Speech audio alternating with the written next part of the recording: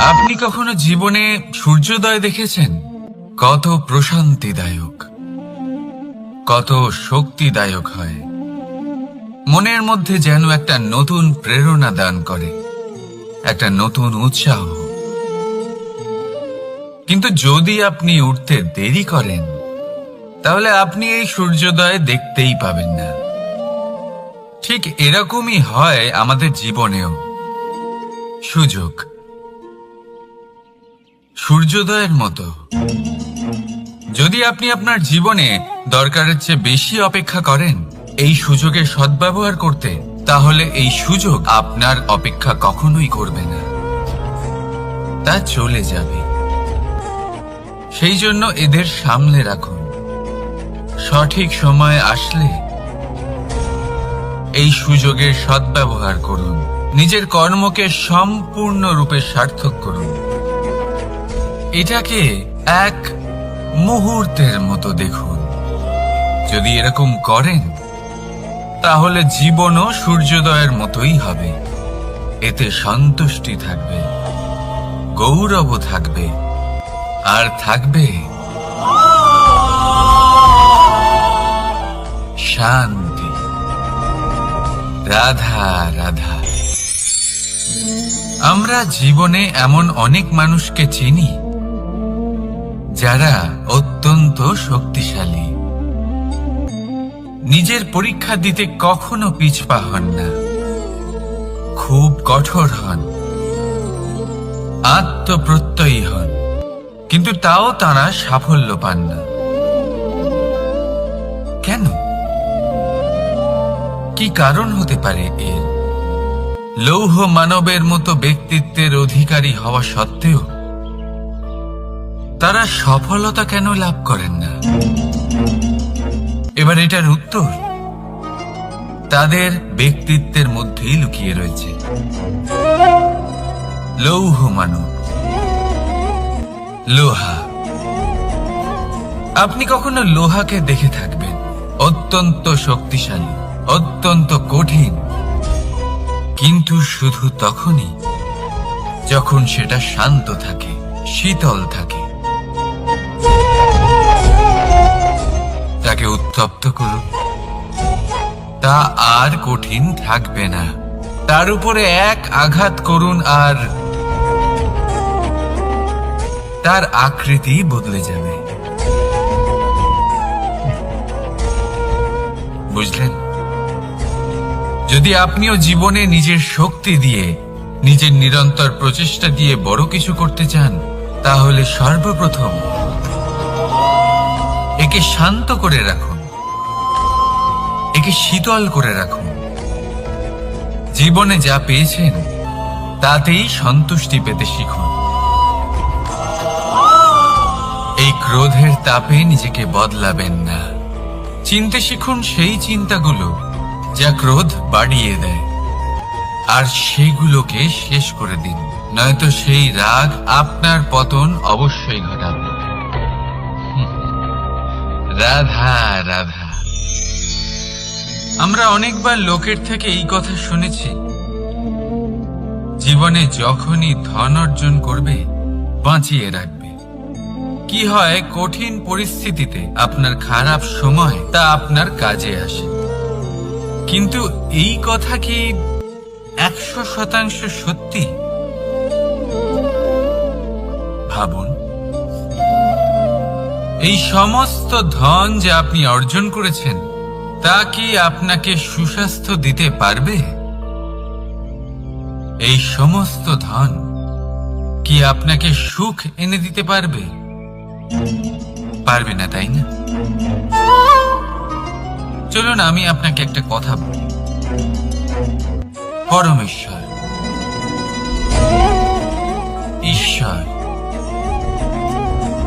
যদি এই ঈশ্বরের ওপর আপনি বিশ্বাস রাখেন, সর্বদাই ভালো কাজ করেন, সবার মধ্যে প্রেম ছড়িয়ে দেন, আর সবার জন্য শুধু ও শুধুমাত্র শুভ কামনা করেন, তাহলে আপনার সাথে কখনো কোনো খারাপ হতে পারে না। তাই সময় বদলান, সময় বদলানোর উপকরণ নয়। আর ভালোবেসে বলুন, রাধা রাধা। অনেকবার আমাদের দৃষ্টিভঙ্গি এমন হয়ে থাকে যে আমাদের আসল সত্যের থেকে অনেকটা দূরে নিয়ে যায়। আমরা যেরকম দেখি সেরকম সবসময় হয় না। এবারে দেখুন না, আমরা মানুষেরা, আমাদের ভালো লাগে, আমরা কোথাও গেলাম, আমাদের স্বাগত জানানো হলো, আমাদের প্রশংসা করা হলো, কেউ আমাদের দিকে হাসি মুখে তাকালো, আমাদের ভালোবাসলো, আমাদের ভালো লাগে। কিন্তু যদি কেউ ক্রুদ্ধ হয়, কটাক্ষ করে, ব্যঙ্গ করে, তাহলে আমরা তক্ষুনি তাকে নিজের শত্রু ভেবে ফেলি, তার উপরে ক্রুদ্ধ হয়ে যাই। একটা কথা মনে রাখবেন, এই হাসি সবার জন্যই হয়। আপনি তাদেরকেও হাসি উপহার দিতে পারেন যাদের আপনি চেনেন, তাদেরও দিতে পারেন যাদের আপনি চেনেন না, ছোটদের দিতে পারেন, বড়দের দিতে পারেন, সবার জন্যই হলো এই হাসি। কিন্তু ক্রোধ, ক্রোধ তাদের উপরেই আসে যাদের আমরা জীবনে কখনো হারাতে চাই না, যাদেরকে আমরা অসম্ভব ভালোবাসি, যাদের জন্য আমরা আশা করি যে তাদের জীবনের পরবর্তী সময় সব সময় সুখময় হোক, উজ্জ্বল হোক। সেই জন্য আপনার জীবনের সমস্ত সেই ব্যক্তি যারা আপনার উপরে ক্রুদ্ধ হন, কটাক্ষ করেন, জরুরি নয় তিনি আপনার শত্রুই হবেন। হতে পারে সে হলো আপনার শুভাকাঙ্ক্ষী, যিনি আপনার শুধুমাত্র ভালোই চান, যিনি আপনার জন্য একটা সুন্দর ভবিষ্যৎ চান। সেই জন্য সব সময় মন দিয়ে অন্যের কথা বোঝার প্রয়াস করুন। আপনি জানতে পারবেন তাদের কর্মের ধর্ম কি হতে পারে, আপনি জানতে পারবেন তাদের ক্রোধের মর্ম কি হতে পারে। রাধা রাধা। জীবনের এই পথে এগোতে এগোতে আমরা কোথাও থেমে যাই, আমরা জানি না কেন। আমরা চেষ্টা করি যেন আমরা সামনে এগোতে পারি, কিন্তু এরকম হয় না। কি কারণ হতে পারে এর? আসুন আমি আপনাকে বোঝাই। মনে করুন আপনি কোনো রাস্তায় হাঁটছেন, আপনার পা মুচকে গেল, আপনি পায়ে আঘাত পেলেন। এখন এই আঘাত যদি আপনাকে পথ চলতে বাধা দেয়, তখন আপনি থেমে যান। যদি আপনার ভাবনা চিন্তা ক্ষুদ্র হয়, তাহলে আপনি জীবনে কখনোই এগোতে পারবেন না।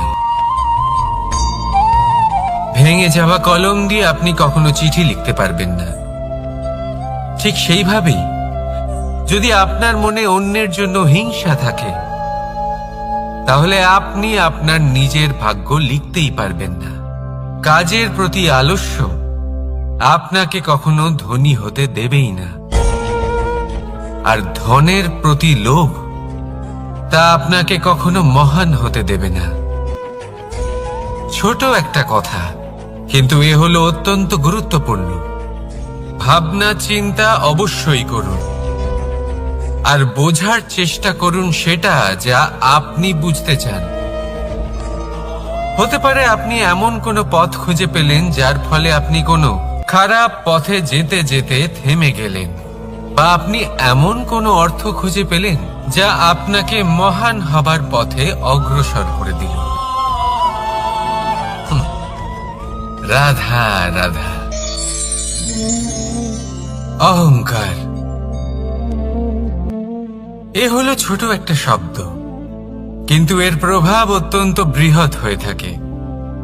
আর সব থেকে বড় সমস্যা হলো মানুষ আজ অবধি বুঝতেই পারেনি যে এই অহংকারের বাস্তব রূপ কিরকম।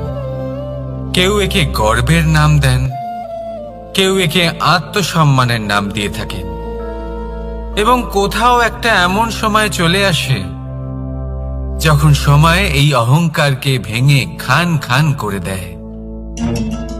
আর তখন না গর্ব আপনাকে বাঁচাতে পারে, না আপনার আত্মসম্মান।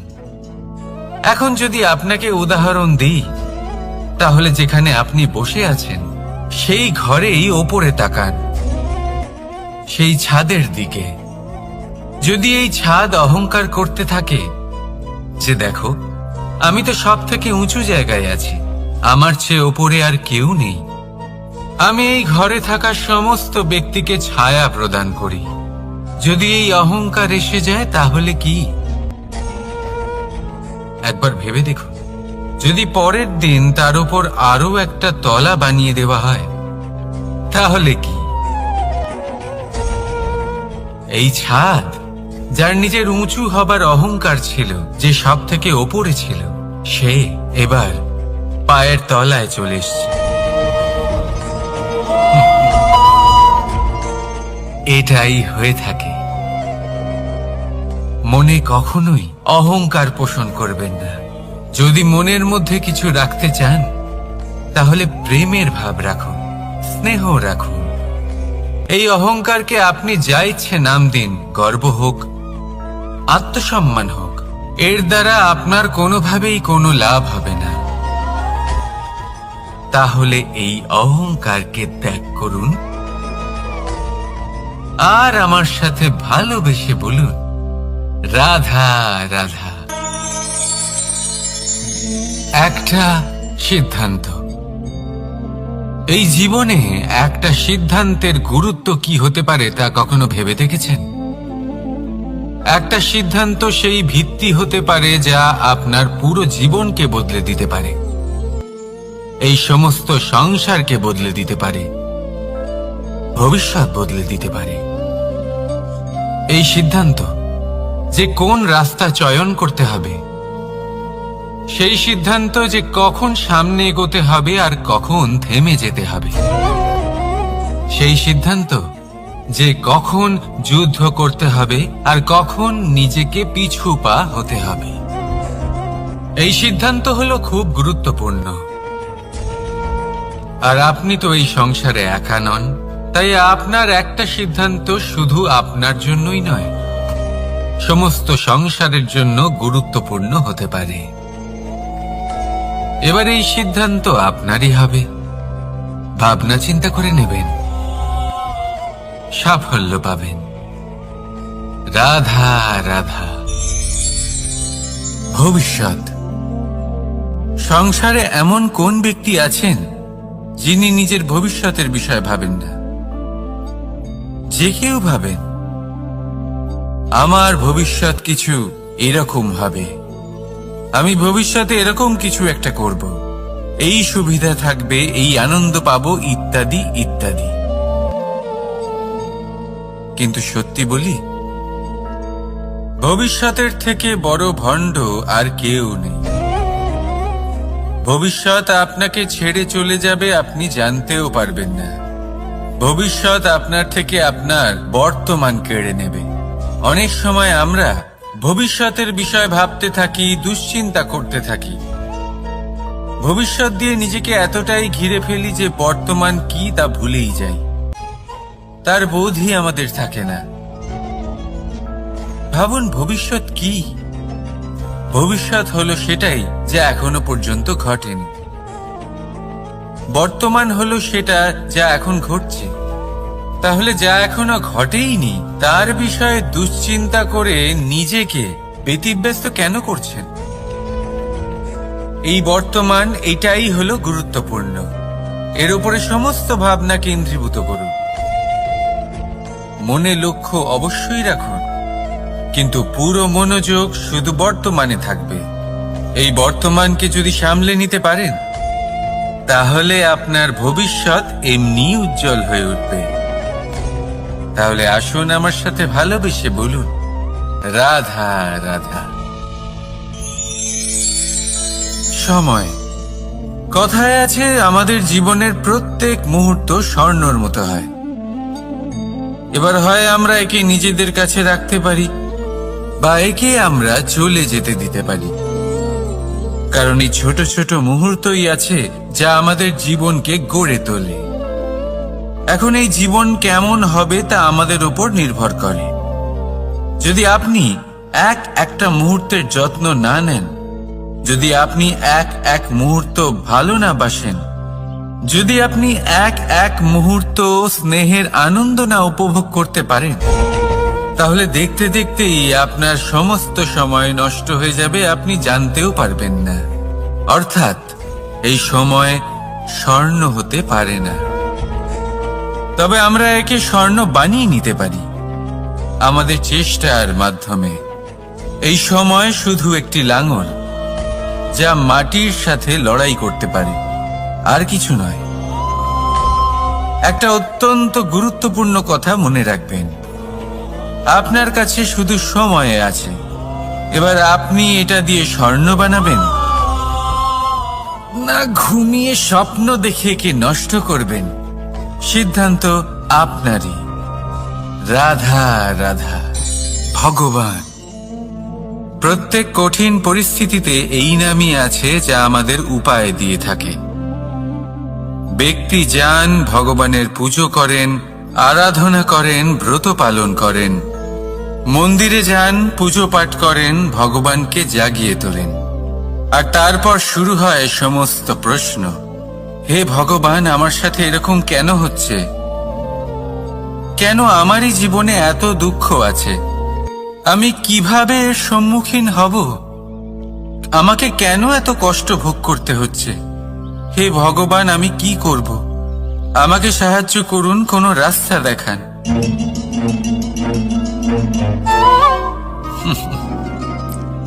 চলুন আমি আপনাকে একটা প্রশ্ন করি। মন্দিরে যাওয়ার চেষ্টা করার আগে আপনি কি জীবনে ততটা চেষ্টা করেছেন যতটা সেই সমস্যাকে দূর করার জন্য দরকার ছিল? দ্বিতীয় প্রশ্ন, ভগবানকে জাগানোর পূর্বে আপনি কি নিজেকে জাগিয়ে তুলেছেন? আপনি কি আলস্য ত্যাগ করেছেন? তৃতীয় প্রশ্ন, ভগবানকে জিজ্ঞাসা করার আগে আপনি কি নিজেকে জিজ্ঞাসা করেছেন যে আমি কেন এত অসফল হচ্ছি? যদি না করে থাকেন তাহলে সবার আগে এটা করুন। আপনি সমস্ত প্রশ্নের উত্তর পাবেন, সমস্ত বিপদের পরিত্রাণ পাবেন। অন্য কোথাও নয়, নিজের ভেতরে তাকিয়ে দেখুন। চেষ্টা করুন নিজেকে জাগিয়ে তোলার। আপনি সফল অবশ্যই হবেন, কারণ এই পরমাত্মা, ওই পরমেশ্বর, ওই পরব্রহ্ম আপনার মধ্যেই তো আছে। রাধা রাধা। না, জন্মগ্রহণের পর মানুষের জন্য এই নাম অত্যন্ত গুরুত্বপূর্ণ হয়। মাতা, পিতা, পুরোহিত সকলেই সেই অক্ষর খুঁজতে শুরু করেন যা দিয়ে আপনার নাম শুরু হবে। কিন্তু নাম আর রাশি এক হয়ে গেলেই কি সব কিছু ঠিক হয়ে যায়? কখনোই নয়, কারণ আপনার কর্মই হলো সব থেকে গুরুত্বপূর্ণ, আর কিছুই নয়। দেখুন, এই নিয়তিও আপনার কর্ম অনুযায়ী আপনার ভবিষ্যৎ সুনিশ্চিত করে। যদি আপনাকে উদাহরণ দিই তাহলে ভাবুন, একদিকে ছিলেন রাম আর অন্যদিকে রাবণ। দুজনেরই নাম শুরু হয় র দিয়ে, কিন্তু একজন পেলেন এক ভয়ানক পরিণতি আর অন্যজন সমগ্র সংসারের মনে চিরস্মরণীয় হলেন। তাহলে মনে রাখবেন, নাম নয়, কর্মই হলো শ্রেষ্ঠ। আর যদি তা শ্রেষ্ঠ হয় তাহলে আপনার নাম এমন স্থানে পৌঁছবে যা সংসারের কেউ মুছে ফেলতে পারবে না। তাহলে আসুন আমার সাথে ভালোবেসে বলুন, রাধা রাধা। অনেক সময় যখন আমরা কর্ম করি, সাফল্য লাভ করি, কঠিন পরীক্ষায় উত্তীর্ণ হই, বড় কাজ করি, আমাদের মনে হয় এই সংসার আমাদের একটু প্রশংসা করুক, ভালো লাগে। অনেকবার মনে হয় এটা হলো আমাদের কর্মের ফলই বটে, আমরা আনন্দ পাই। কিন্তু যখন আমরা এই প্রশংসা পাই না, তখন কি হয়? আমরা দুঃখী হয়ে যাই, ভেঙে পড়ি। মনে হয় যেন আমার জন্য কেউ চিন্তাই করে না। এমন মনে হয় যেন আমাদের আনন্দে অন্য কেউ আনন্দই পায় না। অনেক রকম ভাবনা আসে। কিন্তু আমি আপনাকে একটা প্রশ্ন করতে চাই। আপনি যে কাজই করেন না কেন, যে কর্মই করেন না কেন, তা কি শুধুমাত্র প্রশংসার জন্য করেন? যদি এরকম হয়ে থাকে তাহলে সেই ভাবনা এক্ষুনি ত্যাগ করুন। কারণ এই প্রকৃতি আমাদের অন্য শিক্ষা দেয়।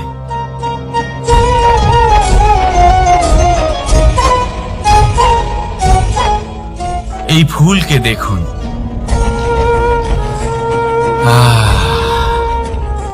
এই যে ফুলের সুবাস, যা আমার মনকে উচ্ছ্বসিত করে তোলে, মনে শক্তির সঞ্চার করে, এই সুগন্ধ। কিন্তু ভেবে দেখুন, ফুলের কিন্তু এই কাজ করার জন্য কোনো প্রশংসারই প্রয়োজন হয় না। এটাই হলো প্রকৃতির শিক্ষা। যিনি সৎ হন, সৎকর্ম করেন, তার কোনো প্রশংসার প্রয়োজন হয় না, কারণ ওনার কর্মই হলো ওনার সুবাস। মনে রাখবেন, আতর নকল ফুলে দেওয়া হয়, প্রকৃত ফুলের তার কোনো প্রয়োজন হয় না। সেইভাবেই আপনিও কর্ম করতে থাকুন শুভ চিন্তা নিয়ে। এই মনকে সব সময় শান্ত রাখুন, স্বচ্ছ রাখুন। যদি এরকম করেন তাহলে আপনার কর্ম এমন সুবাস ছড়াবে যে আপনার জীবনে শুধু এবং শুধুমাত্র আনন্দই থাকবে।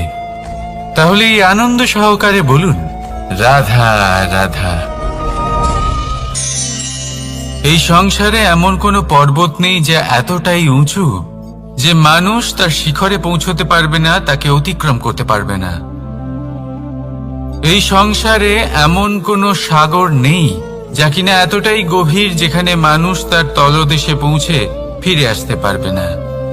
একটা ছোট্ট বরফের টুকরো পর্বতের শিখরে গলে গিয়ে বইতে থাকে, আর দেখতে দেখতেই তা মহানদী গঙ্গায় পরিবর্তিত হয়। এর কারণ কি? এর কারণ হলো প্রচেষ্টা, প্রারব্ধ নয়। এই প্রচেষ্টাই সুনিশ্চিত করে যে আপনার প্রারব্ধ হবে। এই সমস্ত কিছু হলো প্রচেষ্টা আর প্রারব্ধের খেলা। আপনার প্রচেষ্টা যেরকম হবে, আপনার প্রারব্ধ সেরকমই হবে। আর আপনার প্রচেষ্টা যদি উচ্চ মানের হয়, তাহলে প্রারব্ধকে আপনার সামনে নত হতেই হবে। কি বলেন?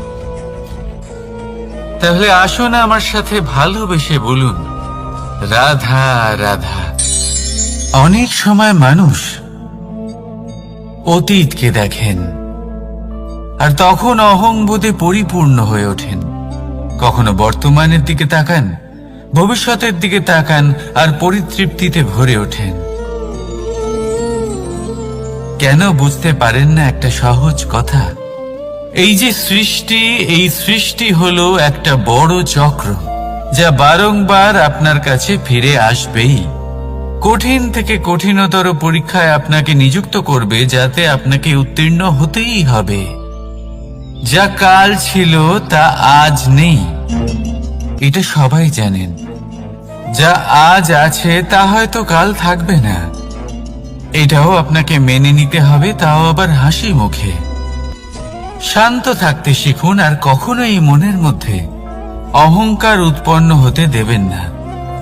হতে শিখুন সেই হিমবাহের মতো। হয়তো এই জন্যই এত শীতল থাকে, কারণ ও জানে গতকালও জল রূপে ছিল, আজ বরফ রূপে হয়তো আছে, কিন্তু কাল পুনরায় সে জলেই পরিণত হবে। নিজেকে শান্ত রাখুন। হয়তো আজ আপনি সাফল্যের শিখরে আছেন, হয়তো বা নেই। আপনাকে প্রত্যেক দিন অবশ্যই দেখতে হবে। শুধু নিরন্তর প্রচেষ্টা করতে থাকুন, প্রত্যেক পরিস্থিতির জন্য তৈরি থাকুন, আর একে ভারসাম্যে রাখতে শিখুন। আপনার কাল হোক, আজ হোক বা আগামীকাল, আপনার ভালো দিন হোক বা খারাপ দিন, সব পবিত্র হয়ে যাবে। তাহলে আসুন আর আমার সাথে ভালোবেসে বলুন, রাধা রাধা। দোল উৎসবে এই সমগ্র সংসার রং নিয়ে খেলা করে, কিন্তু এই রঙের সারমর্ম এই সংসার কি জানে? কখনো দেখেছেন একটা চিন্তিত মুখ শুধুমাত্র রঙের স্পর্শ পেয়ে আনন্দিত হয়ে ওঠে? দোলে আমরা কি করি? পুরাতনকে ত্যাগ করি আর নতুনকে স্বাগত জানাই। শিশিরকে বিদায় জানিয়ে এক নতুন ঋতুকে আগমন জানাই। দুশ্চিন্তা দূর করে আসার নতুন রঙে রঙিন হয়ে ওঠা, নিজেকে আনন্দিত করা, এটাই তো হলো দোল। এবার দোলের একটা ব্যাপার আছে, দুটো রঙে একসাথে রঙিন হওয়া যায় না। একটা রং উঠলে তবেই আরেকটা রং লাগা সম্ভব। আরো একটা প্রশ্নও রয়েছে, কোন রংকে তুলে দিয়ে কোন রং মাখানো যেতে পারে? যদি আপনাকে উদাহরণ দিই, লোভের এই রং, তা যতক্ষণ লেগে থাকবে আনন্দের রং লাগতে পারবে না। যা হয়েছিল দ্বারকাবাসী এবং সামন্তক মণির মধ্যে। ভ্রান্তির রং যতক্ষণ লেগে থাকবে সত্যের রং লাগতে পারবে না, যা হয়েছে রুক্মিণীর সাথে। আর হিংসার এই রং যতক্ষণ লেগে থাকবে প্রেমের রং ততক্ষণ লাগতেই পারবে না, যা হয় আপনার আমার সবার সাথে। তাহলে আসুন একসাথে মিলে দোল পালন করি এবং সবকিছুর উপরে বিজয় লাভ করি। অন্ধকারের স্থানে আলোর, ভ্রান্তির স্থানে সত্যের, হিংসার স্থানে প্রেমের, আর লোভের স্থানে আনন্দের এই সুন্দর রং মাখাই। শত্রুতা, ঘৃণা, হিংসা এই সব কিছু ত্যাগ করি আর সকলের সখা হয়ে উঠি। আর ভালোবেসে বলি, শুভ দোল। হ্যাঁ, ওটা তো আমরা অবশ্যই বলবো, রাধা রাধা। সংসারে অনেক সময় এরকম হয় যে আমরা খুব সমস্যায় থাকি, খুব বিপদের মধ্যে থাকি। আর সেই সমস্ত মানুষ যারা আমাদের কাছের মানুষ, আমাদের আপনজন, তারা আমাদের ত্যাগ করে চলে যান। আমরা এই সময় দুঃখ পাই, নিরাশ হয়ে পড়ি এবং একা একাই সেই সমস্যাকেও কাটিয়ে উঠি। এবার পরিস্থিতি যেমন খুশি হোক না কেন, সেই সব মানুষ যারা এমন সময় আপনাকে ত্যাগ করেছেন, তাদের প্রতি ক্রুদ্ধ হওয়া, অভিমান করা, এটা অনুচিত। আমি বলবো তাদের প্রতি কৃতজ্ঞ থাকুন। আমি বলবো তাদের ধন্যবাদ জানান যে তারা এমন সময় আপনার সঙ্গ ত্যাগ করেছেন যখন আপনার তাদের সব থেকে বেশি প্রয়োজন ছিল। কারণ দেখুন, হয় তাদের বিশ্বাস ছিল যে আপনি নিজেই এই বিপদ থেকে বেরিয়ে আসতে পারবেন, বা তাদের ত্যাগ করার জন্য আপনি নিজের উৎসাহ বাড়িয়ে তুললেন, আপনি নিজের শক্তি বাড়ালেন এবং নিজে সেই সমস্যা থেকে বেরিয়ে আসলেন।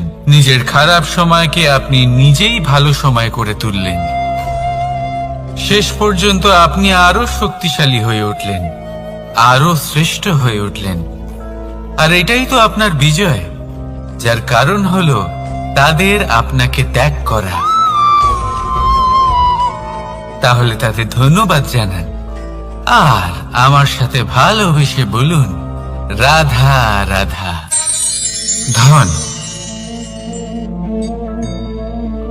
ধন হলো কারোর জন্য মোহ, আবার কারোর জন্য মায়া, কারোর জন্য হয়তো ভাগ্য, আবার কারোর জন্য কর্মের পারিশ্রমিক। দেখতে গেলে এই ধন হয়তো সবার জন্যই অত্যন্ত প্রয়োজনীয় হয়ে থাকে। সেই জন্যই তো মানুষ নিজের সমস্ত জীবন অতিবাহিত করেন এই ধন অর্জন করার জন্য। অনেক মানুষ এমনও হয় যাদের সমস্ত জীবন এই ধন অর্জন করতেই কেটে যায়। প্রত্যেক মানুষই চেষ্টা করেন যেন তিনি ধনী হন, যত সম্ভব বেশি ধন অর্জন করতে পারেন, সম্পন্ন থাকতে পারেন।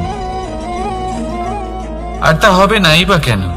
কারণ এটাই হলো এমন এক বস্তু যা আদান প্রদান এমন নানান কাজে আসে। চেষ্টা তো সব মানুষই করেন, ধন অর্জন সব মানুষ করতে পারেন না। কারণ হলো এটাই যে মানুষ ভাবেন যে তার কাছে কিছু ধন এলে তারপর তিনি কিছু করে দেখাবেন, আর ধন ভাবে যদি এই মানুষ কিছু করে দেখান তাহলে আমি তার কাছে আসব। সেই জন্য কিছু করে দেখান, এমন শ্রেষ্ঠ কাজ করে দেখান যাতে ধন নিজেই আপনার কাছে ছুটে আসে। যদি আপনি ধন লাভের আশায় ছোটেন তাহলে আপনি নিজের সন্তোষ ভাব হারিয়ে ফেলবেন, কিন্তু এই সম্পত্তি যদি আপনার কাছে ছুটে আসে তাহলে আপনাকে মহান বলা হবে। সেই জন্য কাজ করুন, শ্রেষ্ঠ কাজ করে দেখান, দেখবেন এই ধন ফলস্বরূপ আপনার কাছে আসবেই আসবে। তাহলে আসুন আমার সাথে ভালোবেসে বলুন, রাধা রাধা। আমাদের মনে সবসময় একটা প্রশ্ন এসেই থাকে, এই জীবন যা কিনা ঈশ্বর আমাদের দিয়েছেন, একটা জীবন। ঈশ্বর এক আত্মা দিয়েছেন পৃথিবীতে বাঁচার জন্য।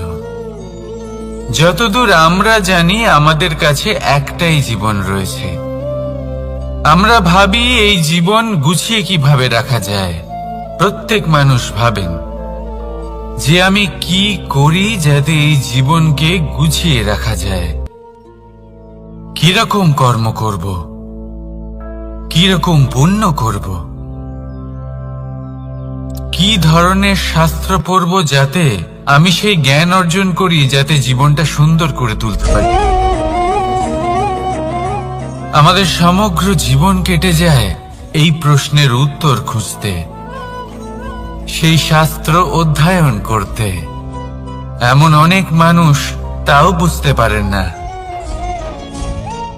আসুন আজ আমি আপনাকে একটা সহজ কথা বলি, যার দ্বারা আপনি নিজের জীবন সুন্দর করবেন। জীবন, জিহ্বা, এদের দুজনেরই হলো একটাই রাশি। জিহ্বা অর্থাৎ আপনার কথা, এই কথাকে সংযত রাখুন, একে সুন্দর করে তুলুন, মধুর কথা বলুন, যতটা সম্ভব একে নিয়ন্ত্রণে রাখুন। আপনার জীবন সুন্দর হয়ে উঠবে। কারণ এই শব্দ হয় অত্যন্ত শক্তিশালী। এটা হলো এমন এক বন্ধন যা আপনার সামনের মানুষকে আপনার ব্যক্তিত্বের সাথে জুড়ে দিতে পারে। তাই এই শব্দ সংযত রাখুন, একে সুন্দর করে তুলুন। আপনার জীবন আপনা থেকেই সুন্দর হয়ে উঠবে। আর আসুন এই মধুর সুন্দর অনুভূতি দিয়ে বলুন, রাধা রাধা। জীবন, এই জীবন আসলে কি?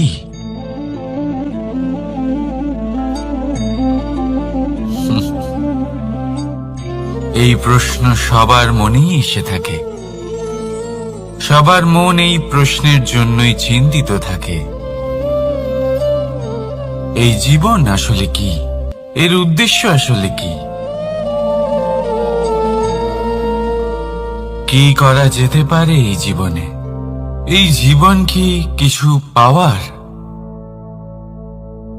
নাকি এই জীবন কিছু হারাবার? এই জীবন কি আসলে সেটাই যেখানে আমাদের পরমাত্মার খোঁজ করা উচিত, নাকি আমাদের ধাবিত করা উচিত নিজেদের স্বপ্নের লক্ষ্যে? এই জীবন আসলে কি? এই জীবন আসলে অত্যন্ত সরল। এ হলো শান্ত জলের মতো, একটা আয়নার মতো। এই জীবন আসলে ঠিক যেন এক আয়নার মতো। আয়না কি করে? আপনাকে সেটাই দেখায় যা আপনি করে থাকেন। আপনি হাসি মুখে আয়নার দিকে তাকান, আয়না আপনাকে আপনারই মুখ দেখাবে সেই হাসি সমেত। আপনি রেগে গিয়ে আয়নার দিকে তাকান, আয়না আপনাকে সেটাই দেখাবে। আপনি প্রসন্নভাবে হেসে আয়নার দিকে তাকালে আয়না আপনাকে সেটাই দেখাবে। এটাই হলো জীবন, একটা আয়নার মতো। আপনি এটা ভাববেন না যে এই জীবন আপনাকে কি দিয়েছে, বরং এটা ভেবে দেখুন যে আপনি এই জীবনকে কি প্রদান করেছেন। যদি আপনি এই জীবনকে সুখ প্রদান করেন, আনন্দ দিতে পারেন, ভালোবাসা দিতে পারেন, তাহলে এই জীবনও আপনাকে সুখ, আনন্দ আর ভালোবাসাই দেবে। তাহলে আসুন এই সুখ, আনন্দ আর ভালোবাসা দিয়ে বলুন, রাধা রাধা। ধরিত্রীর বুকে গজিয়ে ওঠা এই দুব্য ঘাস দেখেছেন?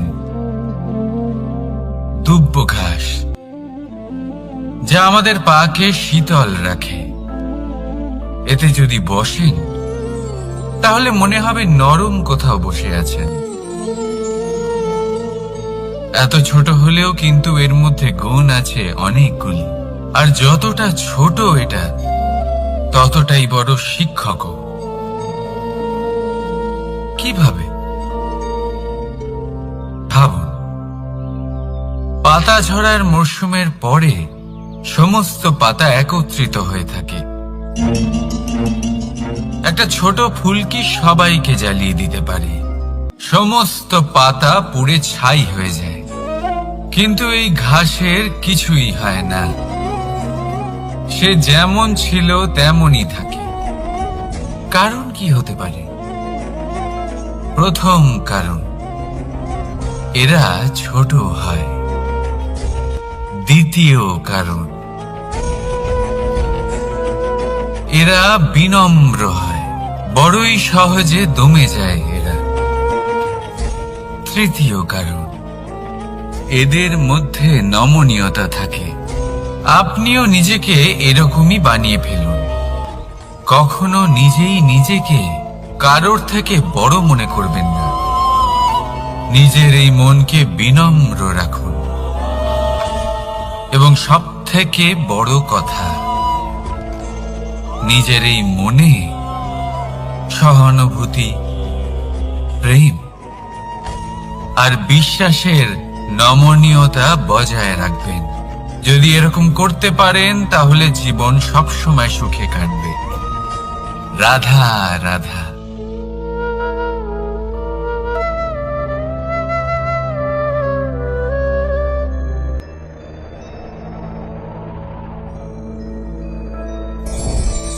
লোভ আপনার অন্তরের আরো একটা শত্রু।